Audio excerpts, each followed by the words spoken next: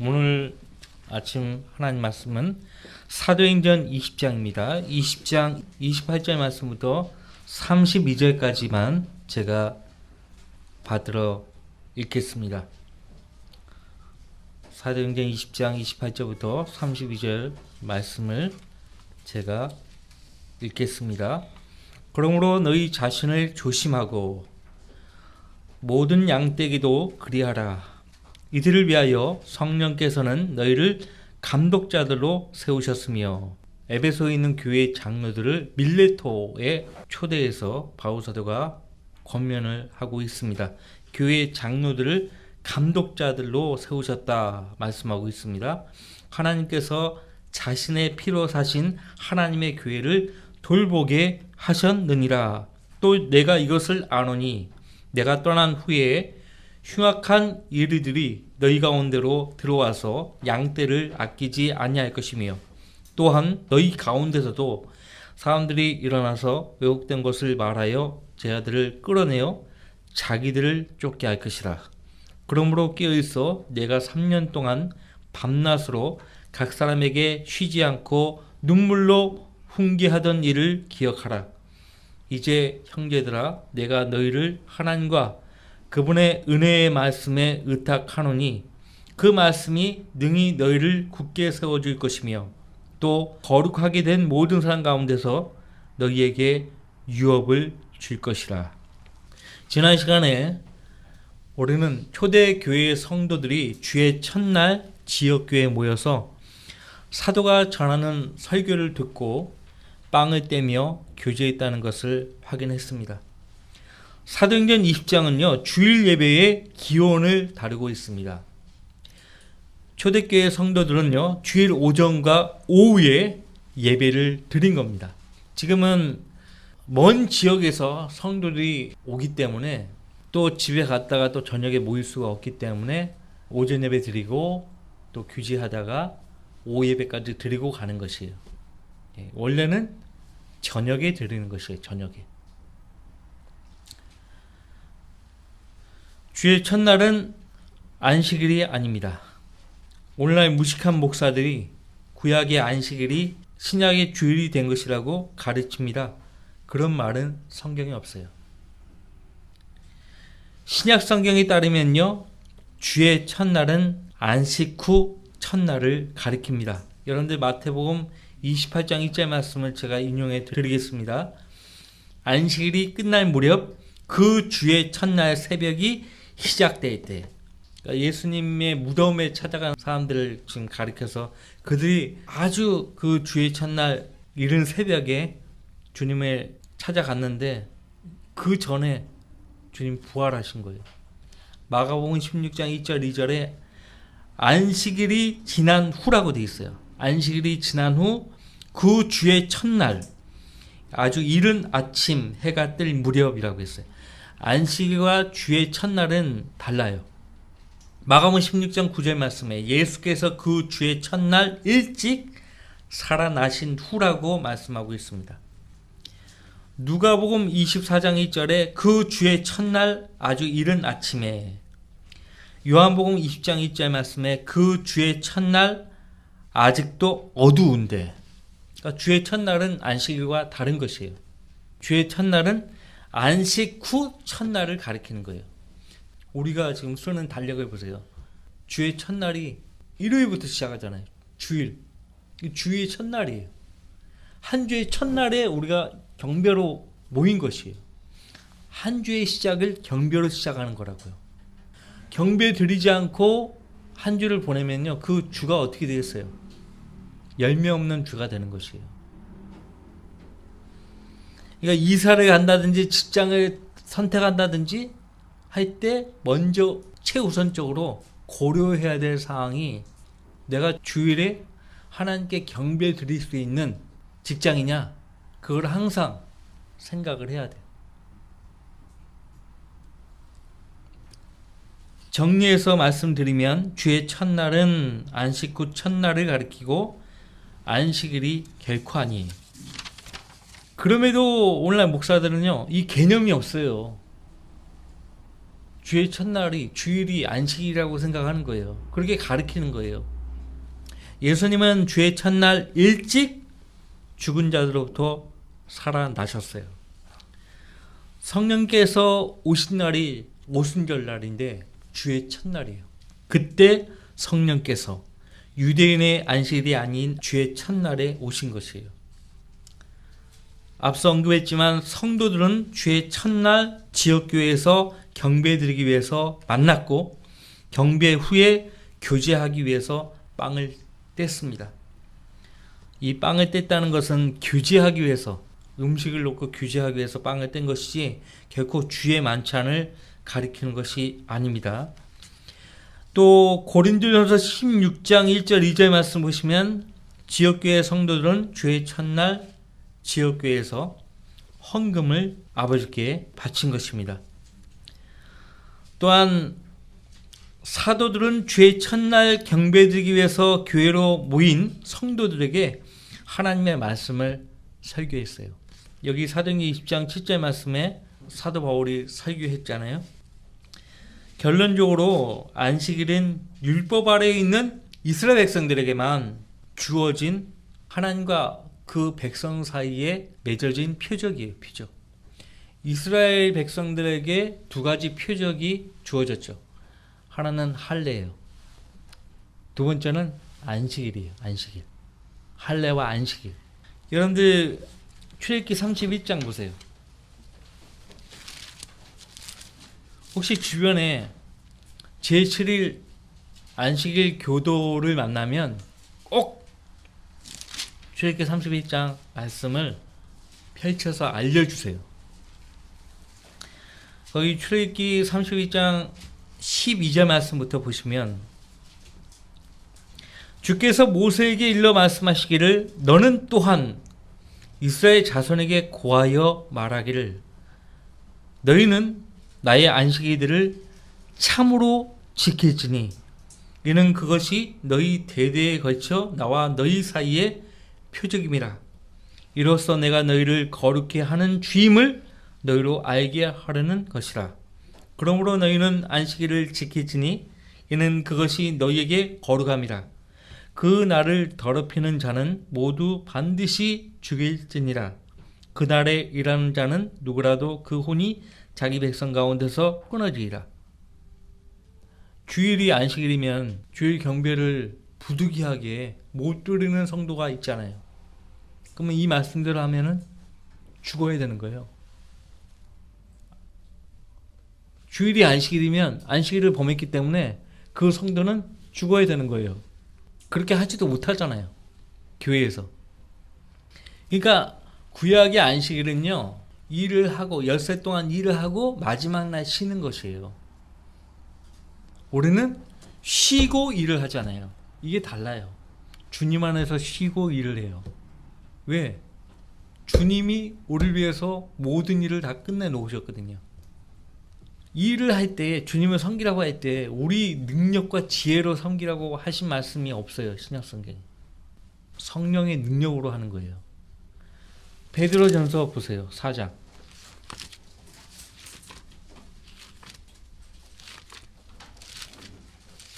베드로전서 4장 10절로 11절 말씀을 같이 읽습니다. 베드로전서 4장 10절로 11절 말씀. 각 사람이 받은 은사대로 하나님의 다양한 은혜를 맡은 선한 청지기같이 서로 섬기라. 만일 누가 말하려거든 하나님의 말씀처럼 말하고 또 누가 섬기려거든 하나님께서 공급하시는 능력으로 하는 것처럼 하라. 이는 모든 일에 예수 그리스도로 말미암아 하나님께서 영광을 받으시게 하려 함이니 그분께 찬양과 권세가 영무토록 있느니라. 아멘. 누가 말하려거든 하나님의 말씀처럼 말하고. 하나님 말씀은 권위가 있잖아요. 참되고 진실되잖아요. 하나님 말씀이 갖는 그 속성을 여러분 다 안다고요. 하나님의 말씀처럼 말하고 또 누가 섬기려거든 하나님께서 공급하시는 능력으로 하는 것처럼 하라. 실제 하나님께서 능력을 우리에게 공급해 주시기 때문에 그 능력으로 서로 섬기는 거예요. 그 능력 없이 섬기려고 하면은 그 섬김이 오래 못 가요. 자, 안식일은 율법 아래에 있는 유대인들에게만 주어진 하나님과 그 유대인들 사이의 표적입니다. 에스겔서 20장 12절로 또 20절까지 똑같은 말씀이 나오고요. 교회 시대의 성도들은 율법 아래에 있지 않고 은혜 아래에 있기 때문에 안식일을 지키지 않습니다. 에스겔서 20장 20절 21절에 따르면 이스라엘 백성들이 2000년 넘게 혹독한 고난들을 받아야 했던 이유들 가운데 하나가 그들이 하나님의 안식일들을 더럽혔기 때문이에요. 여러분들 그 이사야서 1장 말씀 보세요. 이사야서 1장. 유대인들도 안식일을 지키지를 못했어요. 온전히 지키지 못했다고요.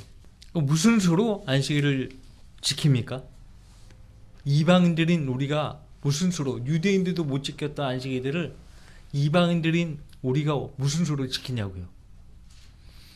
이사야서 1장 12절 말씀부터 보시면 너희의 수많은 희생제물이 내게 무슨 소용이 있느냐? 주가 말하노라. 나는 순양들의 번제물들과 살찐 짐승들의 기름으로 배불렀으며 또 나는 수송아지들이나 어린 양들이나 순념소들의 피를 기뻐하지 아니하노라. 너희가 내 앞에 나타날 때 너희 손에 이것을 가져와 내 뜰들을 밟으라고 누가 요구하였느냐. 헛된 예물을 더 이상 가져오지 말라. 분향은 내게 가증함이요 새 달들과 안식일들과 집회들을 모으는 것도 내가 견딜 수 없으니 심지어 엄숙한 모임까지도 악한 것이니라. 그러니까 백성들이 주로부터 마음이 떠난 상태에서 형식적으로 명절을 지키고 안식일을 지키고 제사를 지냈던 거예요. 하나님은 형식적인 경배를 안 받거든요. 너희의 새 달들과 정한 명절들을 내 혼이 싫어하노라. 그것들은 내게 짐이요 내가 지기에 피곤하노라. 이사야서 4장 보면 하나님은 결코 피곤치 아니하시는 하나님으로 나오는데, 근데 육신적이고 주로부터 마음이 떠난 백성들로부터 하나님 피곤하시다고.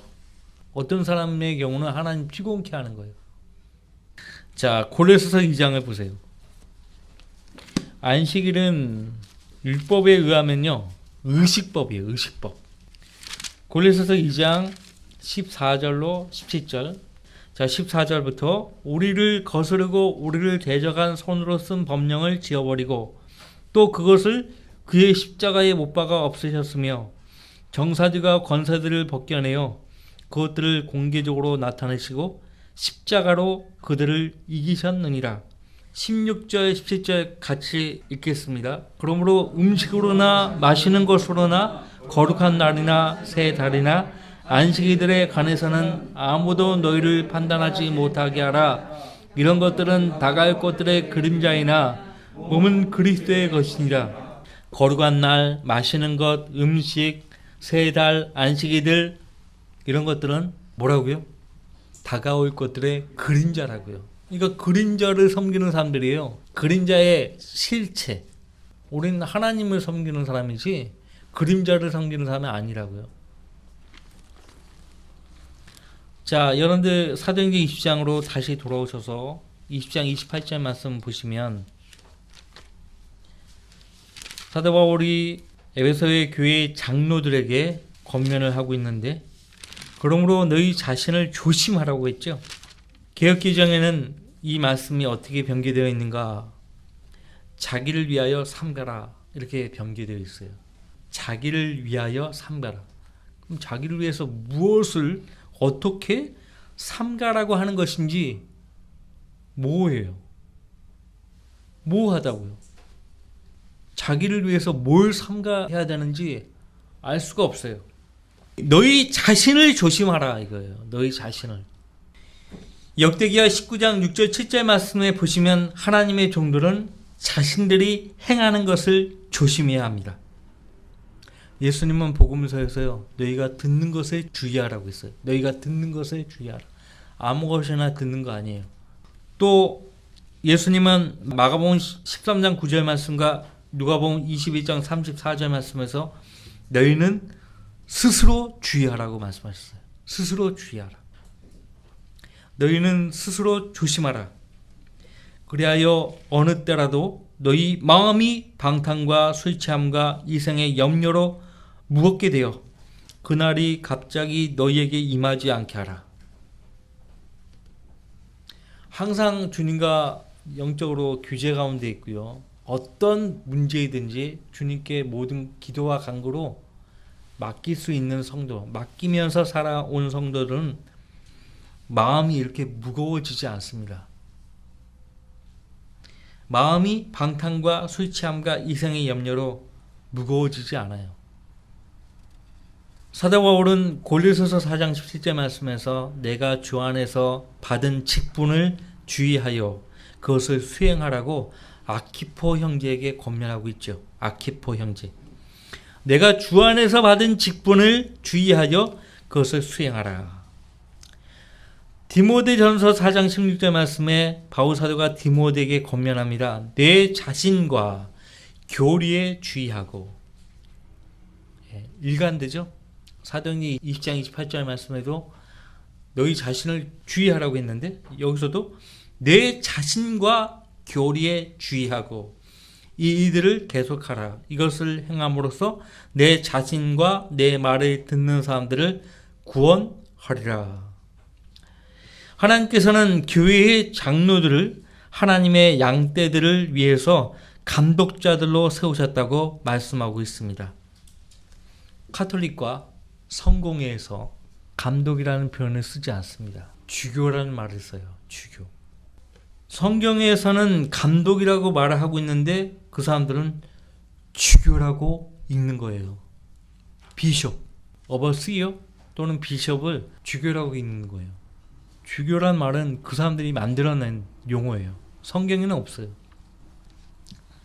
히브리서 13장 20절 말씀에 우리 주 예수님을 양들의 큰 목자라고 말씀하고 있죠. 베드로전서 2장 25절 말씀에 우리 혼들의 목자와 감독이라고 말씀하고 있습니다. 예수님은 우리 혼들의 목자와 감독이라고 말씀하고 있습니다. 또 베드로전서 5장 4절 말씀에 예수님을 목자장이라고 말씀하십니다. 그러니까 나는 하이 목자예요. 예수님이 베드로에게 네가 나를 이 사람들보다 더 사랑하느냐고 물으셨잖아요. 내 어린 양들을 먹이라. 내 양들을 치라. 이렇게 말씀하셨죠. 교회의 감독의 역할과 임무는 다음과 같아요. 28절 말씀 보시면요. 그러므로 너희 자신을 조심하고 모든 양떼에게도 그리하라. 이들을 위하여 성령께서는 너희를 감독자들로 세우셨으며. 왜 감독자들로 세우셨는가 하니까 하나님께서 자신의 필요하신 하나님의 교회를 돌보게 하시려고. 내가 다시 올 때까지 돌봐라. 맡긴 거예요. 여러분을 저에게 맡긴 거라고요. 그래서 저는 여러분의 담임 목회자예요. 학교에서 학생들에게 담임 교사가 있듯이 교회에서는 여러분들에게 제가 담임 목회자예요. 거짓 교리로 성경적인 믿음을 빼앗아가는 자들, 이들이 바로 흉악한 일이에요. 다른 예수, 다른 영, 다른 복음을 전파하는 자들이 흉악한 일이들이에요. 예수님은 마태복음 7장 15절 말씀에서 거짓 선자들을 조심하라고 했어요. 그들은 양의 옷을 입고 너희에게 나오나 속은 약탈하는 이리들이라고 말씀하셨어요. 이리들은 시체들을 산산조각 내가지고 그것을 모두 먹어 치울 때까지는 잠을 자지 않습니다. 결코 잠을 안 자요. 그러니까 목사는 누가 양의 탈을 쓰고 이 지옥교에 들어왔는가, 그거를 항상 예의주시하는 거예요. 목사가 감독의 직분을 제대로 수행을 못하게 되면 지역교회는 마귀의 수중에 넘어가게 됩니다. 결국에는 성도들이 흩어지게 되는 것이에요. 이걸 목표로 해서 마귀가요, 지역교회를 공격하는 겁니다. 결과적으로 마귀는 하나님의 약물이를 동물원으로 만드는 거예요. 동물원. 그래서 많은 교회가 동물원이에요. 약물이 아니에요. 목사도 거듭나지 않은 사람이에요. 교인들도 거듭난 사람들이 아니에요. 교회 아니에요. 믿음의 선한 양심이 있고요. 하나님께 대한 믿음이 조금이라도 있는 사람은 거기에 오래 있지를 못해요. 교회사를 보면 이것을 알 수가 있어요. 교회사에 등장한 흉악한 이리들은 교부들입니다. 교부들. 성경대로 믿고 설교하고 가르쳤던 교부들이 있었어요. 근데 거의 대부분의 교부들은 마귀의 교리를 주장했던 사람들이에요. 그래서 이 교부들 때문에 로마 카톨릭이 태동한 거예요. 오늘날 개신교는요, 로마 카톨릭보다 더 부패했습니다. 로마 카톨릭보다 더 부패했어요. 여러분들 거기 32절 말씀 보세요. 그러므로 깨어있어 내가 3년 동안 밤낮으로 각 사람에게 쉬지 않고 눈물로 훈계하던 일을 기억하라고 했어요. 이 흉악한 일들이 너희 가운데로 들어온다고 했어요. 외부에서 들어오는 일들이 있고 우리 가운데서도 사람들이 일어나가지고 외웠던 것을 말해가지고 성도들로 하여금 자기들을 쫓게 할 것이라고 그렇게 말씀하고 있어요. 마귀가 지역교회를 파괴시키는 방법이에요. 이 방법은 항상 동일합니다. 사도 바울은 이런 일을 오래전부터 예견했기 때문에 각 사람에게 쉬지 않고 눈물로 훈계한 것이에요. 빌립보서에서도 같은 말로 권면을 하고 있죠. 빌립보서 3장 17절로 19절 말씀을 제가 읽어드릴게요.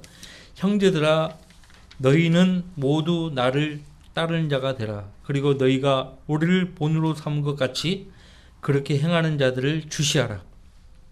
내가 자주 너희에게 말하였고 지금도 눈물로 말하지만 많은 사람이 그리스도의 십자가의 원수들로 행하고 있느니라.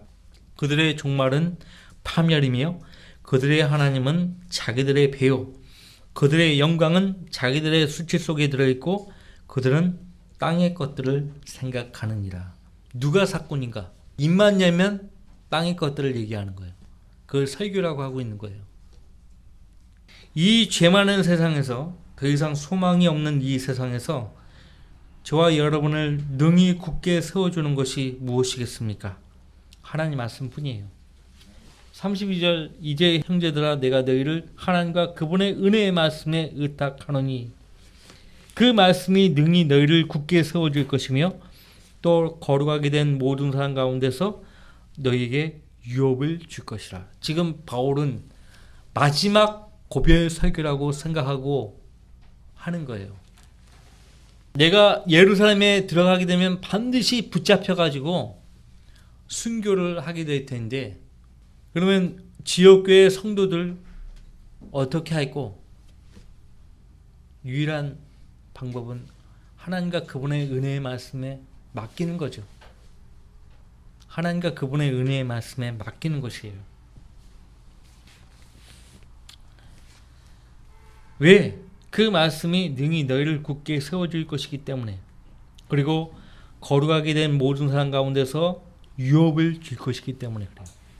하나님 말씀대로 온전히 가르침 받고 순종하면 그 결과 상으로 유업을 주시는 거예요. 유업이 뭐죠? 땅을 상속받는 거예요. 누가 땅을 상속받죠? 신실한 성도들. 주님을 위해서 고난받은 성도들이 받는 거예요. 로마서 8장 보세요.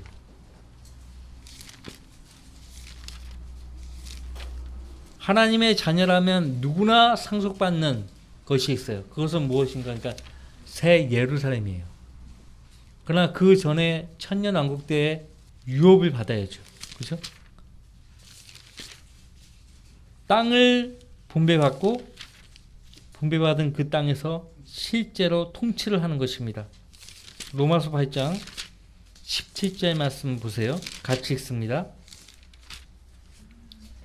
자녀이면 또한 상속자들이니 하나님의 상속자들이요 그리스도와 함께한 공동 상속자들이니 우리가 그와 함께 고난을 받은 것은 함께 영광도 받게 하려 함이니라.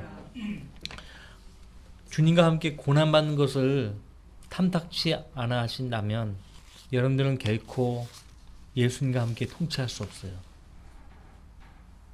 통치 못해요. 하나님 말씀에 대한 약한 믿음은 여러분을 나약한 그리스도인으로 만드는 거예요. 하나님 말씀에 대한 강한 믿음은 여러분을 바울 사도처럼 강한 그리스도인으로 만들어 주는 거예요. 하루에 성경을 얼마나 읽습니까? 진지하게. 하나님이 예의주시하는 사람들은 누구인가 하니까 그분의 말씀에 항상 시간과 노력을 투자하는 성도예요. 일반 교회 다니는 사람들 있잖아요. 성경 안 읽는 사람들은 죽었다 깨어나도 하나님의 인도 못 받아요. 죽었다 깨어나도. 하늘이 무너져도 그 사람들은 하나님의 인도 못 받아요.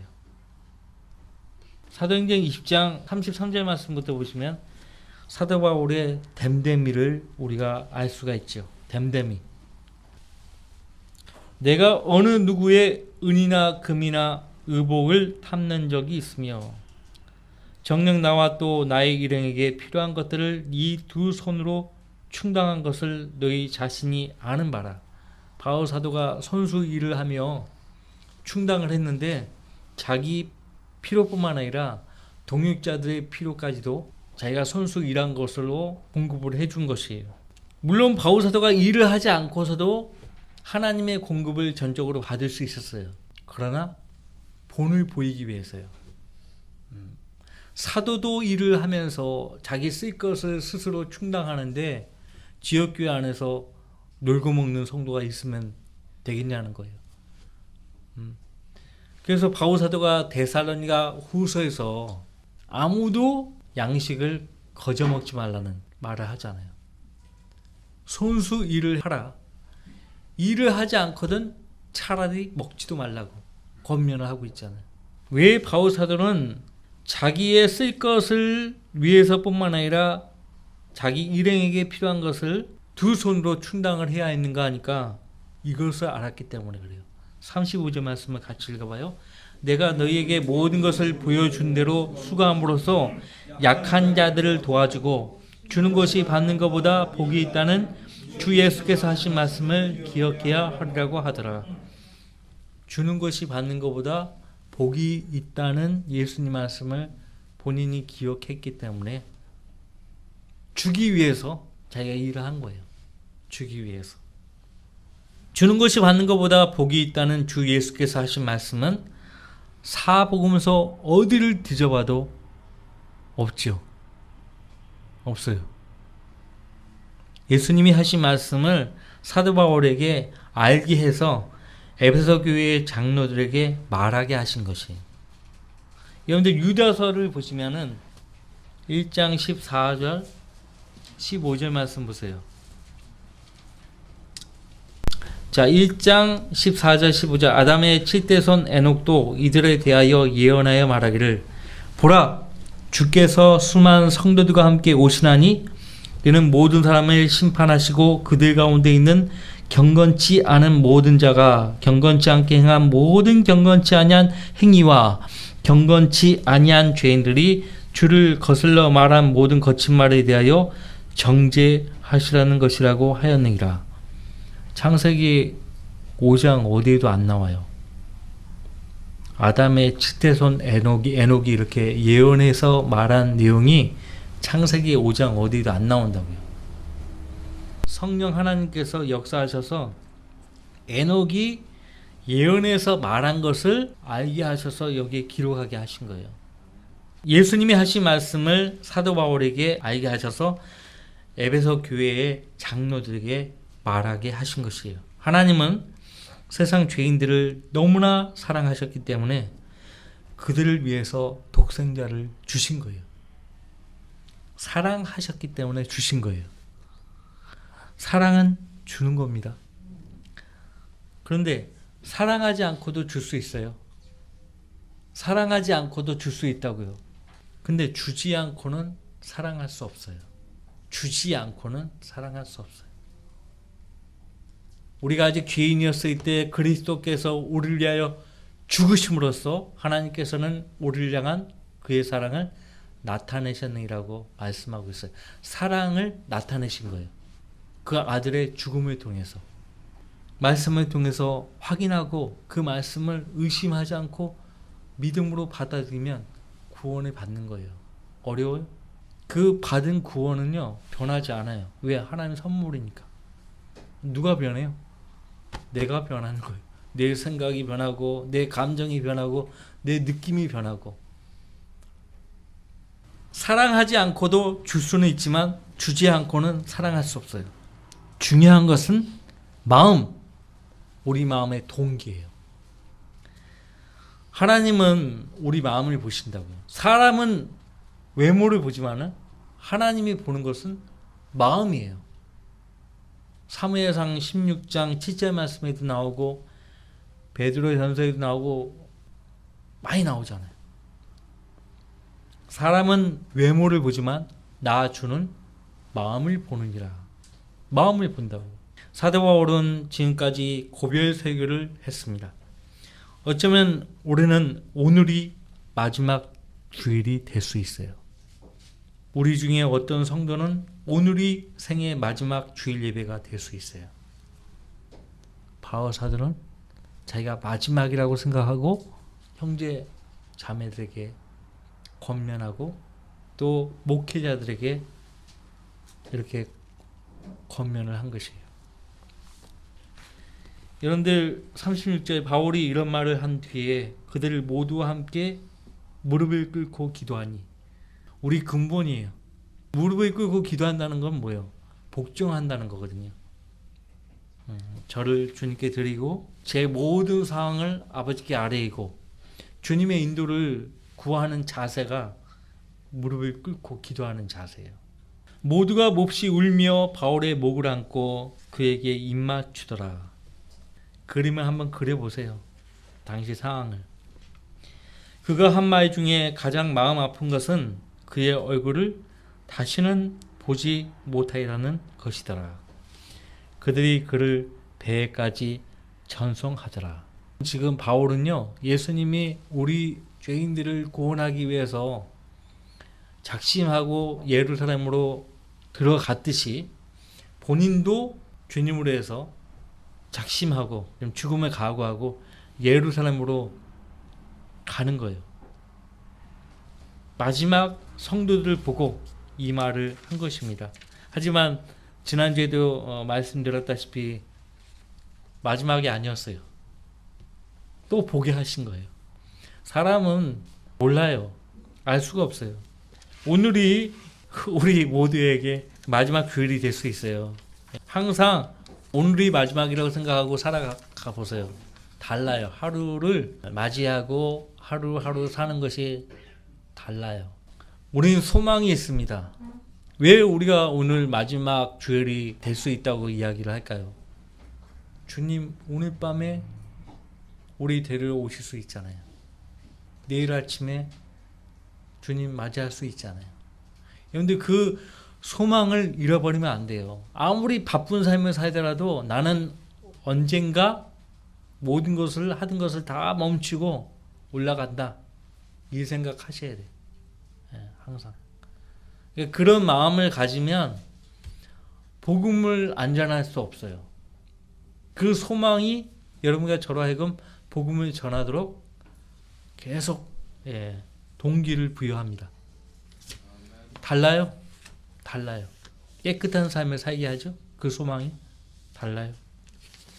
우리가 어떤 마음과 어떤 자세로 생활을 하느냐, 우리가 주님 명령하신 것을 하고 있는 것을 주님이 보시는 것을 원하세요. 다 같이 기도합시다.